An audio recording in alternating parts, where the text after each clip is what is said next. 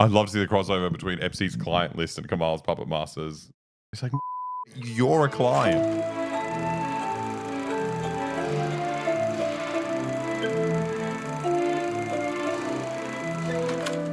Oh, this shit is so annoying. So we talk all the time about the AUKUS submarines. Australia is just a military outpost of the US. This has been established. We talk about it every time. We spent whatever it was, like $600 billion to buy these submarines from America that we can't operate, that America operates, and they're going to use to go to war with China. Was it 360 billion? It was 360. It wasn't 600. Oh, it's not that bad. 368 billion. Okay. Wow. Forget what I said. It's not that bad. God, I'm good. $368 billion to buy submarines for Americans here that Americans can use to fight China.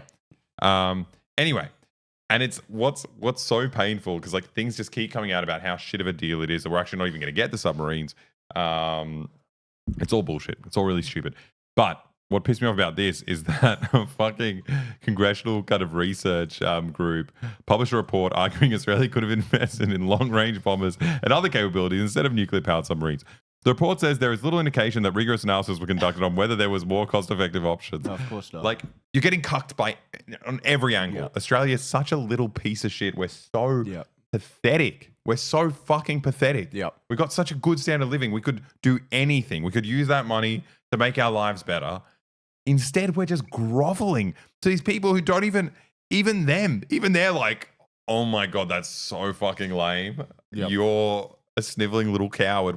You could have bought anything. Why'd you give us $360 billion? That was the dumbest deal in the world. We're saying that ourselves. Oh. Well, there's that good Keating thing where he was talking about what a shit deal it is. And he's like, there was this wonderful AUKUS meeting at Los Angeles or whatever the fuck it was, San Francisco, I think it was. Yeah. In San Francisco, everyone's smiling. But of those three people there's only one payer. Yeah. And that's our guy. Yeah. That was us. We were the only people paying anything. Yeah. Everyone else was just getting money. And yes, that's a great deal for them. Here's $368 billion. And also, we're paying them in order to be their fucking lackey. Yeah. Like, it's a protection there's no strategic benefit from us. No.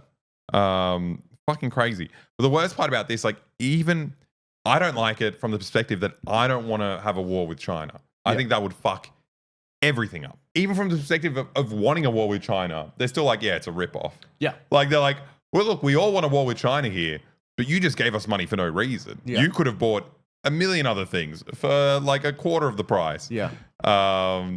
It's just insane. It's humiliating in every way. Even if you're a bloodthirsty dickhead, it's humiliating.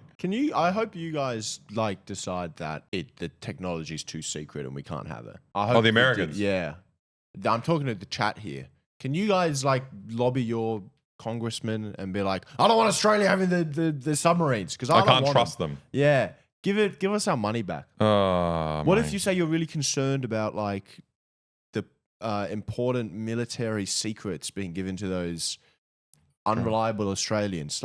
Frame the whole thing. Don't be like, oh, we don't want war with China. They won't listen to you. Everyone wants war with China. Don't listen to We them. all want war with China. Frame it in we can't trust Albanese. He's Italian. Yeah, that's good. He's so sleazy. Yeah. He's Italian. He eats spaghetti like it is. I hear that when he's looking at the plans for the missiles, he drops them. He drops them. You can't read them because there's olive oil over it. Say something like that. Then they might listen. Yeah. That'd be great. And Penny Wong. We'll do that one. Albanese, he's Italian. There's olive oil everywhere. Yeah. This is interesting. So, rockets hit a US military base. I mean, this is kind of cute, but it's also fucking annoying. What the fuck are they doing there? It's just, okay. But they're still there. News sources reported that several severe rocket attacks have taken place on the American base in the Conoco gas field. This base is located in Deir al-Zawar province in eastern Syria. The attack comes after it was reported earlier today that explosions were heard in another US base in Syria's Shadadi in Hasaka province. Shadadi? Who did it? I'm assuming Iran. This was reported in Tehran, but I guess they didn't tell anyone who did it. I mean, it could have been the Iraqi groups. Those PMU groups. I think it's so fucking insane. Like, again, everything just reminds me of Ukraine because you get a lot of the centrist libs being like, international law's over, like someone's fucking annexed something like this. And when the hell did this happen? I'm like, bro, this is the entire game. You guys killed international law. Yeah. You guys are the ones that just completely discredited the idea of any international law. Yeah.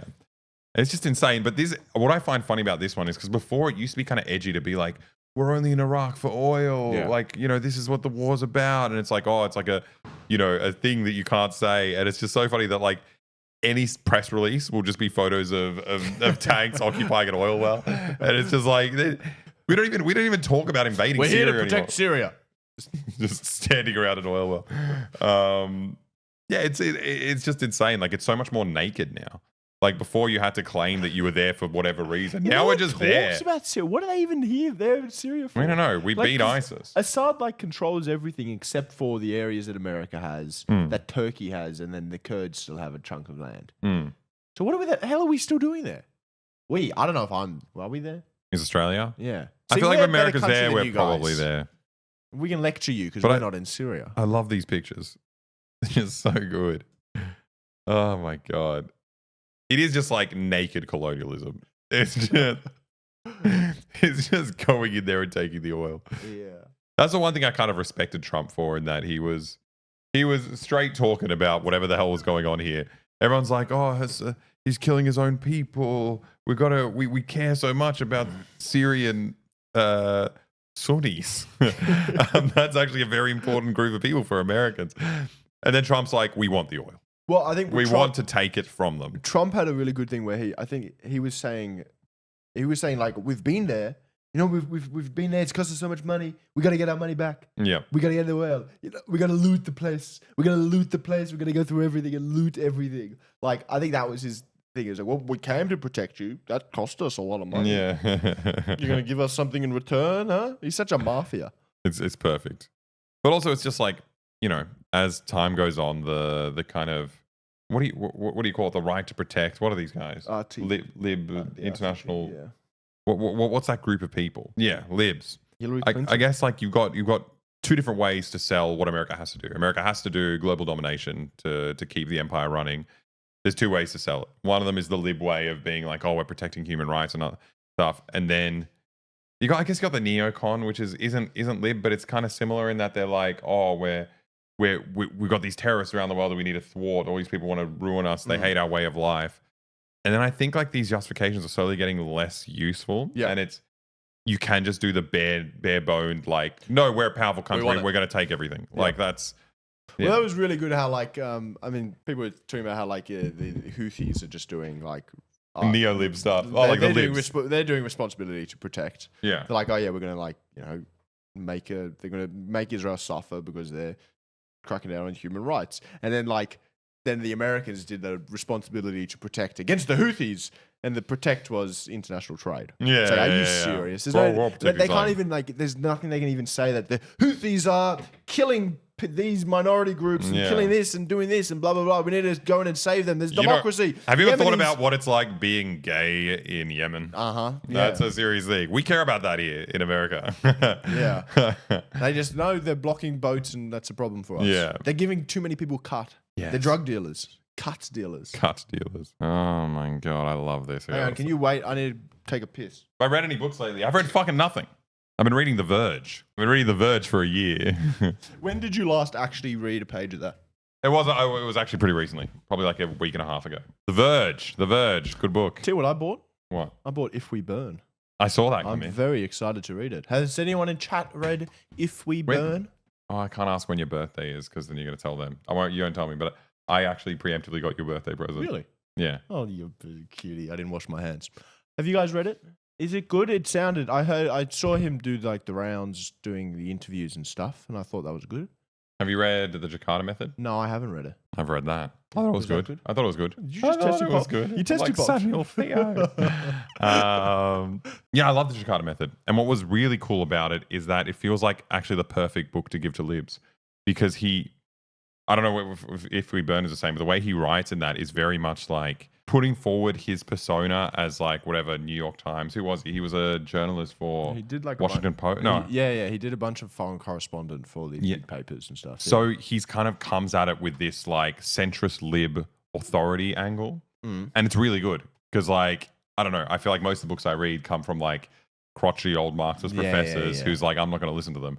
But when he says it, and he's saying the same thing, but when he says it, it's so much easier to digest. And it's something that I've recommended to all my lib friends.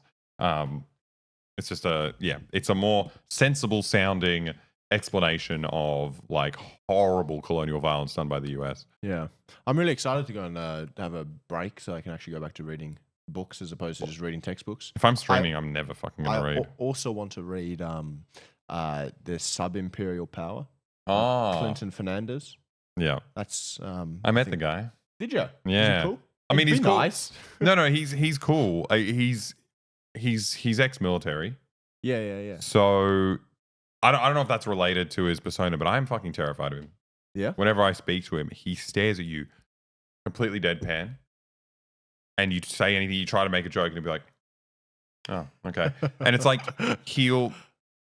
it's kind of good. He doesn't do any of like the what do you call it? The middle ground stuff that you do in a conversation to yeah, sure, yeah. I know you. And letting people get away because I don't know what I'm talking about. I'm an idiot, and I pretended to know something about and I kind of just mentioned, it's kind of like this. And he's like, "What do you mean?" And I'd be like, "Fuck," and I'm trying to like work out what I mean and try to say it in front of him, and he's just like giving you no rope because he's got no time for like anything but serious discussion. He's a terrifying man. Yeah. I was shaking speaking to him the whole time. Good book though. Have you read it? No.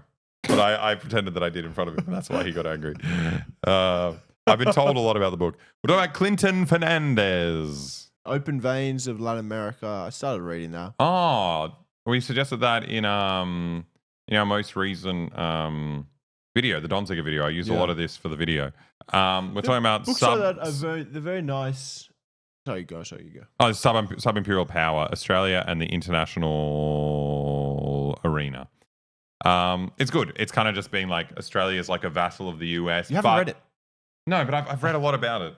But, simultaneously they have their own little imperial vassals as well, like East Timor and other things. We've got our own little operations going under the umbrella of the big operation. But we have some autonomy in our own, like, wheeling and dealing. But I don't know much more about it. These, like Open Veins of Latin America, I was going to say about that. I think those books are really... They're very readable and very like when I was reading, it was very emotive and it feels really good in that sense. But I just didn't feel like I was learning all that much. Yeah, I felt like if you already just come to it with a working knowledge of like colonialism, and like it helps you kind of like really feel. It's evocative. The horror that it's describing, but I feel like I've already got that feeling in a lot of ways. Yeah, I'm pissed off all the time. Yeah, I'm furious. Now I just want to know more facts. But there were I don't know, I think that throughout there's all these things I didn't know. It's just like they all coagulate into like the broad brush strokes of what we talk about all the time. And if anyone has any good books on the Mughal Empire, I'd like those because I want to learn more about the Mughals. Isn't Mughal like That's not how you spell it. No, isn't this what you're talking about? No, I'm not. Do you reckon they had an empire? No. Fictional species of diminutive sentient fantasy. Yeah, if anyone knows more about that, can you send me some book recommendations? Some good books about the Mughal Empire. Yeah, send a book to the P.O. box. Oh, yes, please. Okay, I'm going to have to play this a couple of times so we can hear what's going on. The dude has like barely got 2 functional neurons, so, it's like, and he just seems to be at the beach a lot, and so he's obviously not in charge. He's obviously not in charge. It's so hard.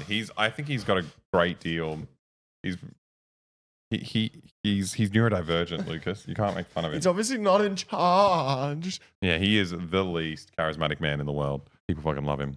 I mean, when the polls started going low on Biden, he I thought, okay, hang on. I thought you thought he was doing a. Sorry, I fucked everything up. I scrolled by accident. That's so dangerous. He's staying. I thought he was going like when Low. the polls started to go, oh, but drop it. He was picking up a water bottle. I thought he had charisma, some showmanship. No. He was saying, he's staying in the race, but then I guess the real powers that be told him he's not. It's like. So who is it that's behind him? We know Obama. Okay. What is this event? Does anyone know what this event is? Who gives him the time of day to do this shit? It's so funny. Just like some old like Midwestern woman being like, so who actually controls the president, Mr. Billionaire? Tell us who it is and tell us why it's not you. Tell us what race they are. Yeah. What does their nose look like, Mr. Billionaire? But Obama... I mean, I'm just as curious as you are. You know, it is as far as I can determine, there isn't any one sort of puppet master. It's more like there's 1,000 or, I don't know, a lot. But I mean, I'd like to talk to them to understand more about, listen, what are your goals, puppet masters? I'm just curious. That's kind of funny. I mean, maybe I agree with some of them. It's possible. But it's just obvious that Biden's not in charge. It's obvious that Kamala's not in charge. I mean, they just replaced the Biden puppet with the Kamala puppet. Very obviously. And so you can tell, like, if the teleprompter stops working, then the puppet breaks. I love that insinuation that, like, he's discovering what is a truth under, like, democracy under capitalism. It's just funny that, like, it only applies to one party. It's the Republicans, on the other hand, are just regular. They're just regular politicians. There's no insidious influence there. There's no, it's not like the same fucking groups that lobby the Democrats are lobbying the Republicans. Because it's based on such a stupidly simple idea of power that these people are actual puppets. They're actually like, Biden's sitting there and he gets a piece of paper and he goes, watch out. Mr. President, you need to make a decision. He goes, Mr. Puppet Master, sir, what should I do? Yeah. Okay, whatever you say, boss. Do this, blah, blah, blah, blah, blah. As opposed to these complex networks of influence and interest and blah, blah, blah. He thinks it's actually these networks because he thinks that there's actually 1,000 people he can call up and speak to. I think it's because that's how he runs his company. Yeah. That's probably why it happens like that. The puppet just starts looping because the teleprompter broke. I don't have a teleprompter. I can just talk like a normal human. I don't have a teleprompter. That's fucking awesome, dude. So, I mean, I think it's not, from what I can tell, it's not one puppet master, it's many, but, you know. What happens when the puppet masters disagree? Between the Epstein client list and Kamala's puppet masters. I'd love to see the crossover between Epstein's client list and Kamala's puppet masters. It's like, motherfucker, you're a client. This is the craziest bit. I don't know why he keeps fucking shooting himself with this thing. He thinks that if he can just like pretend that he's one of the people who wants to release the list, that they won't go after him when it ends up being him. His brother is on the list. He's fucking got pictures. He's got pictures with him and fucking Jizz Lane. Oh, great. I talk like a normal human. He keeps doing the Epstein stuff. It's so confusing, as if like not everyone. Because he just thinks it's a meme. He doesn't realize there's actual consequences for him being a pedophile. What? You actually want to know who was hanging out with this pedophile? Oh no, I thought it was just a meme. Epstein didn't kill himself. He probably say that stuff because he's like, yeah, it was my friend. Yeah. What happened to him? He didn't kill himself. He didn't kill himself. He's a happy guy. Anyway, we got more. Man, these people are just everywhere. And Tim Cook called me up directly, and he did it himself, didn't have to pay 10 cents, and I gave him 100% of what he wanted because he was right. I mean, you can't compete with Samsung, and one's paying a tax. But I said, you got to gradually move your company here. But then 2 hours ago, 3 hours ago, he called me. He said, I'd like to talk to you about something. What? He said, the European Union has just fined us $15 billion. I said, that's a lot. I know the feeling because I get fined too in fake cases. But I don't know if his case is fake yet. His cake is fake yet. Then on top of that, they got fined by the European Union another $2 billion. So he's a $17 to $18 billion fine. I even said about Apple, can you pay that? I mean, do you have that guy? That's a lot of money. That's a lot of money. And he said something that was interesting. He said they're using that to run their enterprise, meaning Europe is their enterprise. And I said, that's a lot. I said, but Tim, I got to get elected first. But I'm not going to let them take advantage of our companies. That won't, be happening. He's like, take advantage of our companies. He's talking about a company that he's begging to come back from China. Yeah. It's just like, what do the Americans owe Apple at all? What has Apple ever done for America? They fucking outsourced everything and then they milk fucking consumers here. It's as American as Tim Apple. It's as American as Tim Apple. American as as Sanchoy Bao. I don't even understand what he's talking about. I think the EU again is probably regulating in the way that America should be regulating Apple. Yeah. You know, they can't go over and not paying tax. 15 million for Apple in Europe is probably way under what like the lowest tax rate billion, is. I think they said. Oh, really? Didn't they? Yeah. That's a lot of money. Well, what did they get fined for? I don't know. I think a tax antitrust thing. Stuff, or was it? No, tax? it says it's a tax thing. Someone else Ireland said now it need to sounded decide what it will do with 13 billion euros in back taxes from Apple. It's literally tax taxes. avoidance. It is tax. Isn't that what you're meant to do with these corporations? Like, I'm going to bring them back to America. You know, like what are you going to bring them back to America to do? To use slave labor in America and not pay taxes? So Ireland was a tax haven, and then the EU was like, "Oh, we need to regulate this shit. They can't just be not paying tax." And then he goes crying to Trump, and he's like, Europe is stealing my money, my hard-earned money." We went there to pay no tax, and now they want us to pay tax. No, you say you like Trump. He's so fucking infuriating. His LARP of being like, we're going to bring them back. We're going to do all this stuff with business. Like, you're going to do his nothing. way of talking is so funny. Just the way that within that he's giving that explanation, and he just has to say that. He goes, that's a lot of money. And blah, blah, blah, blah, that's a lot of money. And I thought, that's a lot of money. Can you even pay that? And blah, blah, blah, blah, that's a lot of money. I like his way of talking.